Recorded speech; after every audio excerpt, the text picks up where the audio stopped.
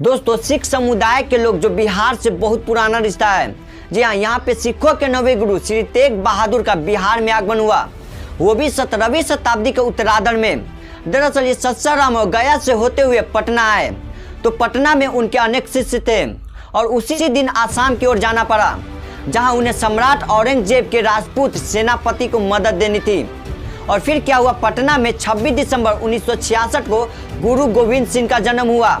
जब गुरु गोविंद सिंह 4.5 साल के थे, तब अपने पिता के आदेश पर पटना नगर को छोड़कर पंजाब के आनंदपुर में चले गए।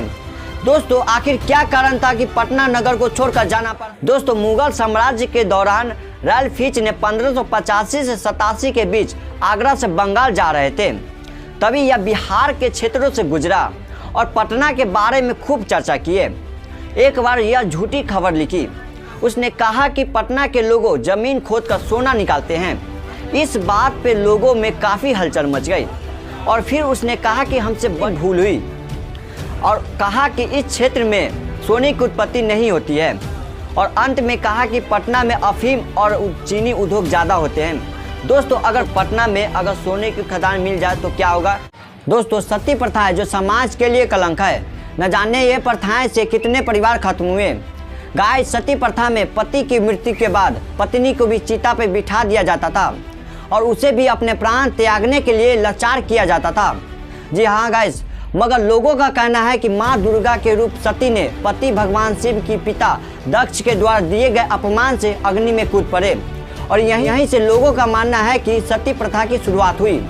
लेकिन यह सती प्रथा समान नहीं है, क्योंकि उस समय उनके पति जीवित। इस दुनिया में कई प्रकार के लोग हैं और सदियों से वे अपनी परंपरा और संस्कृति का पालन करते आ रहे हैं। लेकिन कुछ ऐसे लोग हैं जो अभी भी इस दुनिया के बाकी हिस्सों से काफ़ी अनजान हैं। उनके रहन सहन और तौर तरीके इतने अजीब है जो सुनकर आप हैरान हो जाओगे। दरअसल दक्षिण अमेरिका के एक आदिवासी यानुमामी समुदाय में पाई जाती है, जो कि पूरे गांव के लोग एक ही छत के नीचे रहते हैं। यानुमामी समुदाय में जब किसी की मृत्यु होती है तो वे लोग उस सांप को जलाकर बची राख का सूप बनाकर पीते हैं और साथ ही मृतक के परिवारजन भी पीते हैं। जी हाँ गाइस, ये सच बात है। यानुमामी समुदाय का मानना है कि शरीर को मिट्टी में मिलने में जितने समय लगेगा उतना ही दिनों तक उसकी आत्मा भटकेगी। पटना एक ऐसी ऐतिहासिक जगह जो ईसाई समुदाय द्वारा बिहार के पहले चर्च है। जी गाइस, आप ठीक सुन रहे हो। दरअसल ये चर्च उस समय बनी जब मुगल बादशाह जहांगीर का शासन हुआ करता था और जहांगीर के आदेश पर सन 1620 में पटना में ईसाई चर्च का संगठन हुई। हालांकि भारत में कारोबार के बहाने अंग्रेज भी आ चुके थे, लेकिन 18वीं शताब्दी के बाद 1707 में दो पादरी आए। एक का नाम फादर डोमिनिक और दूसरे का नाम फादर फ्रांसिस थे।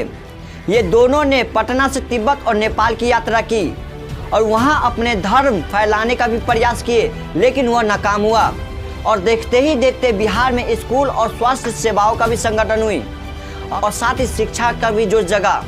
दोस्तों हमारे बिहार में अंग्रेज ना आते। दोस्तों, कांवर झील जो बेगूसराय के मंजुअल गांव में स्थित है।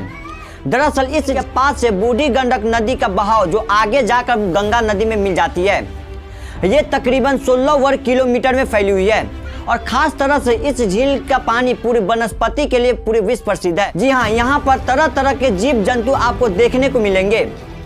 और ये भी बात बता दें कि एक्सपर्ट का कहना है कि भरतपुर की पक्षी बिहार और राजस्थान से आगे है। बता दें कि यहाँ पर 110 अलग अलग प्रजाति के पक्षी की पहचान हो चुकी है और साथ ही इस झील में अनेक प्रकार की मछली और जल प्राणी भी है। और इस झील को अंतर्राष्ट्रीय संस्था द्वारा यहाँ एक बर्ड बर्डिंग स्टेशन की स्थापना की गई है ताकि जंतु वैज्ञानिक यहाँ अपना रिसर्च कर सके। दोस्तों, आपको क्या लगता है बिहार के कांवर झील के बारे में नीचे कमेंट बॉक्स में जरूर बताएं। मिलते हैं अगले वीडियो के साथ। जय हिंद।